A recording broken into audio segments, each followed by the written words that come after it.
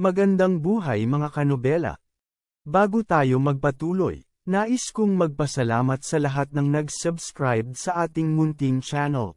At sa mga hindi pa nakapag-subscribe, kung maaari ay mag-subscribe na sa aking channel at pindutin ang notification bell para updated kayo sa bawat kabanata. Maaari rin kayong mag-like, comment, at e-share ang ating video para malaman din ng iba nating mga kanobela. Maraming salamat po. Ang Karisma ni Charlie Wade Kabanata 251 hanggang 255. Kabanata 251. Walang magawa si Charlie nang marinig niya ito, at sinabing, mukhang ayaw ni Miss Song na pigilan ng pamilya Song. Tumango si Warnia at sinabing, ayoko nga, pero wala akong ibang paraan. Bakit? Taimtim na sinabi ni Charlie. Sa palagay ko ay dapat magbago ang isip ng iyong lolo, pagkatapos ng kritikal na sandali ng buhay at kamatayan, at sa pagkakataong ito ay natagpuan mo ako at iniligtas ang kanyang buhay. Kung siya ay talagang nagpapasalamat sa iyo, humingi ka sa kanya ng isang libreng katawan, o isang karapatang malayang magdesisyon ng magiging asawa mo. Naniniwala akong dapat siyang pumayag. Mapait na ngumiti si Warnia at umiling, at sinabing, imposible. Kahit mahal ako ni Lolo at gustong sumang-ayon, hindi siya maglakas loob. Bakit? Nagtatakang tanong ni Charlie, hindi ba ang lolo mo ang padre de pamilya? Kinokontrol niya ang lahat ng bagay sa pamilyang Song. Kaya ano pa ang kinakatakutan niya? Seryosong sinabi ni Warnia, ang pamilyang Song ay nakabuo ng maraming sangay para sa napakarami taon hanggang sa kasalukuyan. Ang mga sangay ay umaasa sa mga tuntunin upang pigilan ang isa't isa upang ang lahat ay sumunod sa mga tuntunin ng pamilya. Kung hindi, kung lumabag ka sa mga patakaran, gagayahin din ito ng iba. Kapag ang mga bata ay malayang nag-aasawa, ang mga anak mula sa ibang pamilya ay umaasa rin na malayang magmahal. Sa kasong yon, ang mga pagkalugi ng pamilya Song ay tiyak na magiging napakabigat. Kung ang lahat ay napakasuwayin, maaaring mabigo ang pamilya Song sa loob ng ilang dekada. Pagkasabi niyan, sinabi muli ni Warnia, nakatayo ng mataas ang pamilya Song sa pagtatapos ng dinastiyang Qing. Lumaki ito hanggang ngayon. Ang pangunahing bagay ay dahil ang lahat ay sumunod sa moto ng pamilya at hindi tumawid sa thunder pool ng kalahating hakbang. Kahit nahati ang pamilya at maraming sangay. Ang iba't ibang sangay din ay nangangasiwa sa isa't isa. At walang sinuman ang pinapayagan na magkaroon ng anumang bagay na nakakapinsala sa mga interes ng pamilyang Song.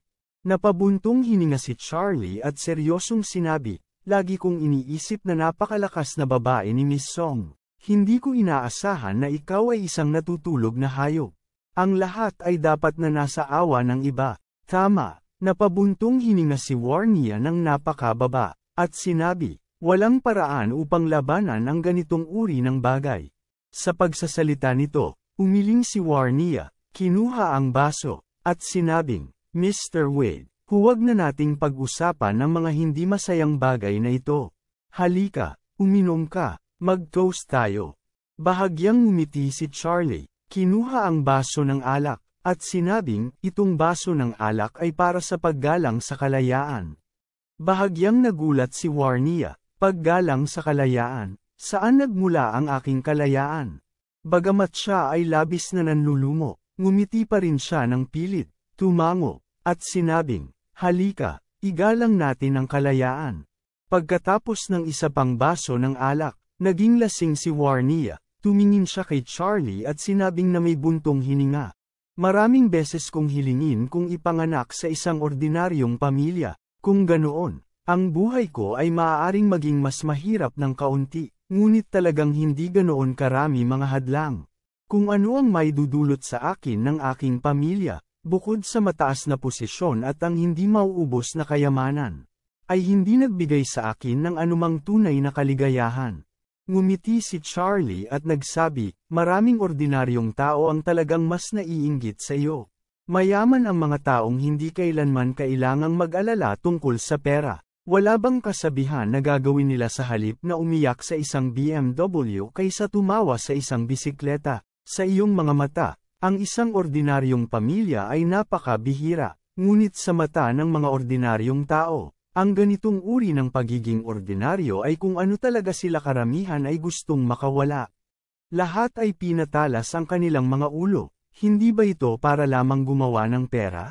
Tumingin si Warnia kay Charlie at seryosong sinabi, Mr. Wade, hindi mo sinusubukang gumawa ng pera. Mukhang wala kang pakialam sa dami ng pera. Parang ngayon lang, ang pil ng 10 milyon. Maaari mong gawin hanggat gusto mo. 10 milyon, ngunit ayaw mo, gusto mo lang ipamigay. Hindi ba puro dumi ang tingin nito sa pera? Nakangiting walang pakialam si Charlie, iniisip sa sarili. Ang pera ay dumi dahil ako hindi kapos sa pera. Hindi mo ako nakilala noong kapos ako sa pera. Noong panahong yon, si Tita Lena ay may malubhang karamdaman. Para makabawi sa mga gastusin niya sa pagpapagamot, ako'y nakiusap kay Lady Wilson para humiram ng pera sa piging ng kanyang kaarawan. Naisip ko na kung maniniwala siya sa Budismo, magkakaroon siya ng uri ng kaisipang Budista ng pagliligtas ng buhay ng isang tao, kaysa sa pagtatayo ng isang ikapitong antas na Buddha, at marahil ay magpapahiram siya ng pera. Kabanata 252. Ngunit hindi niya inaasahan na naniniwala siya sa Budismo sa ibabaw, ngunit sa loob ay talagang isang sobrang sakim na walang hiyang tao. Noong panahong yon, kung may gustong magbigay sa akin ng 1 milyon, handa pa akong lumuhad para sa kanya. Hindi kayang labanan ng mga tao ang atraksyon ng pera kapag wala silang pera. Yung kayang gawin talaga ang pera na parang dumi, mga taong may pera na gastusin. Ito ay walang halaga. Halimbawa, ngayon, 10 hanggang 20 milyon ay itinuturing na isang bullshit. Hindi ko alam kung paano gumastos ng 10 bilyon sa aking account, at ang Embrand Group ay may 10 bilyon kita sa isang taon, at hindi ko alam kung paano ito gagastusin. Sa kasong ito, ano ang silbi ng paghingi ng 20 milyon? Mas gugustuhin kong wala itong pera, at hayaan silang magbigay-pugay sa kanya, na tinatawag ang kanyang sarili na Master Wade at maging kanilang benefactor. Ito ay talagang astig. Ngunit, ang mga salitang ito, paano ko sasabihin kay Warnia? Iniisip niya ngayon na siya ay isang santo na may pera tulad ng dumi at ang kakayahang maabot ang langit. Kung ganoon, hayaan siyang magpatuloy sa pag-iisip. Sa oras na ito, uminom ng kaunti si Warnia at sinabi, sa totoo lang. Kaya kong tiisin ang lahat, ngunit sa usapin ng kasal, ayoko talagang manipulahin nila, ayoko maging kanilang pawn, ayokong magpakasal sa lalaking hindi ko naman mahal, at ayaw kong ibigay ang akin kabataan at kaligayahan sa pamilya Song. Ayokong maulit ang mga pagkakamali ng aking ina. Nagtataka na tanong ni Charlie, ang iyong ina. Arranged marriage din ba ito? Oo, tumango si Warnia at sinabing, nagpakasal ang nanay ko sa tatay ko. Hindi siya kailanman naging masaya sa kanyang buhay. Siya ay nalulumbay sa loob ng maraming taon at namatay sa murang edad. Naalala ni Charlie na nawala ni Warnia ang relic ng kanyang ina na naiwan sa kanya sa huling pagkakataon. Ayon kay Orville, mahigit 10 taon nang wala ang kanyang ina. Si Warnia ay 25 din o higit pa. Tinatayang namatay na ang kanyang ina noong siya ay 10 taong gulang. Kaso, bata pa talaga ang nanay niya nang namatay. Si Warnia ay uminom ng alak mag-isa, nilaro ang baso ng alak sa kanyang kamay, at humingi ng paumanhin, I'm sorry Mr. Wade, sa pagpapalam sa iyo na makinig sa aking napakaraming kalokohan. Nagmamadaling sinabi ni Charlie, Miss Song. Huwag mong sabihin na maaari mong piliin na sabihin sa akin ito. Dapat, magtiwala ka sa akin. Bahagyang tumango si Warnia, pinunasan ang mga luha sa gilid ng kanyang mga mata, at sinabing, sa pamamagitan ng ganitong paraan. Maraming salamat Mr. Wade sa iyong oras. Hindi lang niligtas mo ang aking lolo, pero nakikinig ka sa aking napakaraming kalokohan. Salamat. Bahagyang ngumiti si Charlie at sinabing, hindi mo kailangang maging magalang. Gaano man ang magagawa ko bilang iyong kaibigan, kapag ang mga kaibigan ay masyadong magalang. At sila ay tila nahahati. Oo, tumango si Warnia at sinabing, gabi na Mr. Wade, ihahatid na kita pa uwi. Ikinaway ni Charlie ang kanyang kamay, hindi mo ako kailangang ihatid, ngunit hindi ka maaaring magmaneho sa sitwasyon ngayon. Pinakamabuting humanap ng kapalit. Tumango si Warnia at sinabing, "Don't worry, matutulungan ako ng babaeng manager dito na magmaneho. Gagawin kong ihatid ka muna." Kabanata 253. Nang gabing yon, pagkatapos pauwiin ni Warnia si Charlie, bumalik siya sa villa ng pamilya Song. Hindi sinunod ng ama ng pamilya Song ang utos ni Charlie na magpahinga ngunit nakaupo sa bulwagan. Nakikinig sa ama ni Warnia at sa kanyang mga tiyuhin upang iulat ang sitwasyon ng pamilya. Nang makita siya sa likod, nagmamadaling iwinagayway ni Mr. Song ang kanyang kamay at sinabing, "Warnia, I have been waiting for you." "Lolo," magalang na sumigaw si Warnia, at nagtanong, "Siguro kung ano ang gagawin ni Lolo gusto mo bang sabihin sa akin?" Sabi ni Mr. Song, "Inimbitahan mo si Mr. Wade dito." "Ano ang sitwasyon ni Mr. Wade? Pakiusap sabihin mo sakin. Gusto ko ng detalyadong account." "Oo, Lolo." Nagmamadaling sinabi ni Warnia, "Nagkataon kaming nagkita ni Mr. Wade sa Jikingtang, noong si Mr. Wade ay kasama ng kanyang biyenan." "Biyenan?" Kumunat ang noo ni Old Master Song. "May asawa na si Mr. Wade?" "Oo," mabilis na tumango si Warnia. "Sayang, sayang naman." Umiling si Mr. Song at bumuntong hininga. "Sayang talaga." Nagmamadaling sinabi ni Honor, "Lolo, huwag kang mag-alala. Nagtanong na ako tungkol kay Mr. Wade. Siya ay ang live-in-law na ni-recruit ng hindi masyadong maimpluwensyang maliit na pamilya." "Maliit na pamilya?" Lalong naguluhan si Old Master Song, aling maliit na pamilya ang nakahanap ng ganoong manugang. Nakangiting sinabi ni Honor, "Ang pamilyang Wilson. Marahil ay hindi mo pa narinig ang tungkol sa kanila, Lolo." "Hindi ko pa narinig ang tungkol dito." Sumimangot si Old Master Song at sinabing, "Dahil ito ay isang maliit na pamilya, hindi ito makakahadlang. Tayo may pag-asa pa." Pagkatapos magsalita, tumingin siya kay Warnia at sinabing, "Warnia, ituloy mo." Kaya nagpatuloy si Warnia, noong panahong yon sa Jikingtang. Hindi sinasadya ng biyena ni Mr. Wade. Nabasag ang isa sa ating mga antigo na plorera. At pagkatapos ay inayos ito ni Mr. Wade na ginamitan ng mga nawalang paraan ng pagkakayari. Hindi lang niya inayos ang vase, nadoble pa ang halaga nito. Sa oras na yon, mas binigyan ko ng pansin si Mr. Wade.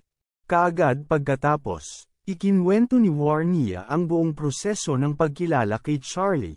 Nang sabihin niya na binasag ni Charlie ang Hong Kong Metaphysics Master sa Ores Hill. Hanggang mamatay sa Metaphysics Conference ng White Family, lahat ng nakaupo ay natigilan. Bumulong ang Old Song, "Matagal ko nang narinig ang tungkol sa taong ito. Meron daw isang walang kapantay na kakayahan. Kahit na gusto siyang ibenta ni Li Ka-shing ng kaunting mukha. Pinatay siya ni Mr. Wade?" "Oo," sinabi ni Warnia na puno ng paghanga, "noong araw ding yon. Ang lalaking yon ay mayabang sa harap ni Mr. Wade. Isang salita lang ng kulog ang sinabi ni Mr. Wade sa langit. Pagkatapos, ay sumabog ang kulog mula sa hangin. Agad na pinatay ang peking master na yon." "Diyos ko! Anong uri ng supernatural na kapangyarihan ito?" Nagulat si Old Master Song. Nagulat din ang ibang kapamilya ng Song. Nangunguna sa kalangitan upang basagin si Master mula sa metapisika ng Hong Kong. Ito ay masyadong kamangha-mangha. Tama ba?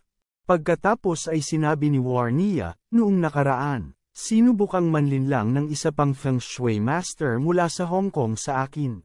Salamat kay Mr. Wade na nakakita sa kabilang panig. Tinulungan niya akong baguhin ang nakulong na pagbuo ng dragon sa Feng Shui." Nagpatuloy si Warnia sa pagsasalita tungkol sa mahika ni Charlie noong araw na yon.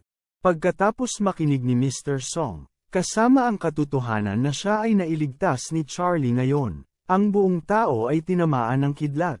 Matapos makaupo ng mahabang panahon sa itaas na upuan, bumuntong hininga siya at sinabing, "Itong pamilyang Wilson, ito ay isang dragon na manugang. Ang Charlie ay isang ordinaryong mortal.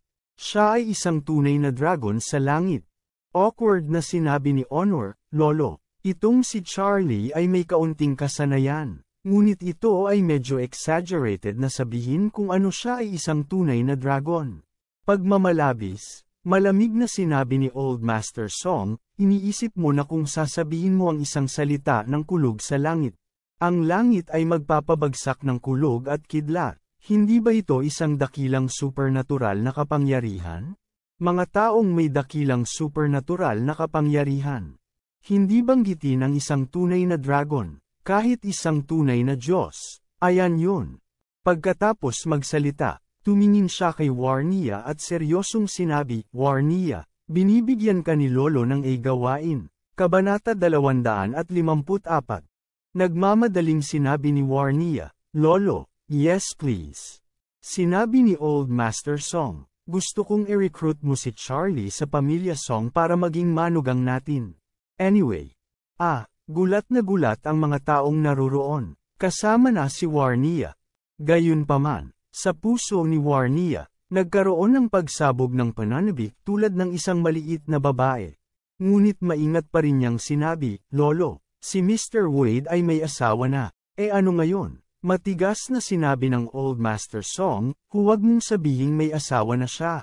Kahit na marami siyang asawa at maraming anak, kailangan natin siyang makuha. Kung mayroon tayong ganoong anak na dragon sa pamilyang Song, kapag nakuha natin si Mr. Wade, ay masisiguro na ang enerhiya ng pamilyang Song ay tataas ng husto, at maging tayo ay maaaring maging kabilang sa mga nangungunang mga pamilya sa buong bansa. Kung walang ganoong dragon na manugang, pagkatapos ng 100, 300, at 500 taon, ang mga anak ng ating pamilyang Song ay maaaring hindi magagawa. Isakatuparan ang kahangahangang hangarin na ito at gawin ang pamilyang Song na isa sa mga nangungunang pamilya sa buong bansa. Paulit-ulit na nag-alinlangan si Warnia, ngunit biglang nagkaroon ng matinding pag-asa. Tumingin siya sa kanyang lolo at seryosong nagsabi, Lolo, naiintindihan ko. Tumawa ng malakas si Father Song at sinabing, Good, magaling, malaki, kung mangyari ito, Warnia. Ikaw ang susunod na patriarch ng pamilya Song. Nang lumabas ang mga salitang ito, nagulat ang mga manunood. Kailan ibinigay ang patriarch ng pamilyang Song sa isang babae? Gayunpaman, gumawa lang ng ganoong pangako si Mr. Song. Upang sabihin sa lahat, si Mr. Song ay hindi kailanman sinira ang kanyang pangako na kanyang binigay. Sa loob ng ilang panahon, lahat ng tao sa pamilyang Song ay may kanya-kanyang iniisip. Pag-uwi ni Charlie, 10:00 na ng gabi. Gayunpaman, pagdating niya sa bahay, medyo naguluhan siya nang makita ang pamilyang nakaupo sa loob ng sala na may solemn na kapaligiran. Nakita ni Elaine na nakabalik na si Charlie, nakatitig at nagtanong, Charlie, saan ka nang galing? Ang tagal mong umuwi? Mayroon halaga pa ba ang bahay na ito sa iyo? Magsasalita na sana si Charlie. Biglang sumimangot ang asawa niyang si Claire at sumigaw, Mom! Dinala ni Charlie ang mga gulay sa mesa at casual na nagtanong, ano ang ibig mong sabihin? Nagtanong si Jacob, ang malaking balita ngayon sa Ores Hill. Hindi mo ba alam? Anong balita? Biglang inihayag ng mga kumpanyang militar ang pagkabangkarote, at ang mga kumpanya ng kooperatiba ay tinapos ang kanilang mga kontrata. Ang mga pinagkakautangan ay dumating sa pintuan na parang sila ay sumang-ayon. Nasira ang kadena ng kabisera ng May, nabangkarote ng magdamag, at nagkautang ng ilang bilyong utang. Siya ay napilitang tumalon sa gusali at nahulog. Nagkunwaring ignorante si Charlie, at gulat na sabi, talaga, sobrang miserable. Umiling si Jacob at bumuntong hininga. Si Ping Mei ay dating dominanteng figura sa tunay na industriya ng estate sa Ores Hill. Siya ay mayaman at makapangyarihan, at hindi niya alam kung sino ang kanyang nasaktan. Nahulog talaga siya sa puntong ito. Ang isang katulad niya ay karapat-dapat na mabangkarote. Malamig ang mukha ni Claire, at hindi nakikiramay sa pervert na nagnanais na salakayin siya. Napabuntong hininga si Elaine. Kaya Claire, gaano ka panganib na magsimula ng negosyo ng mag-isa? Ito ay posible na kung hindi ka kikita, ang iyong buhay ay mawawala. Pagkatapos nito, Tumingin siya kay Claire at mariing sinabi, kaya ayaw kong gumawa ka ng kahit anong studio. Masyadong malaki ang panganib. Ang ibig kong sabihin, dapat kang tapat na bumalik sa Wilson Group. Nangako ang lola mo na ikaw ang magiging direktor. Magkakaroon ka ng 1,000,000 taunang sweldo pag ikaw ay bumalik. Hindi ba mas mabuti kaysa sa pagsisimula ng iyong negosyo? Kabanata 255. Pagdinig na ang kanyang ina ay palaging humihimok sa kanya na bumalik sa Wilson Group.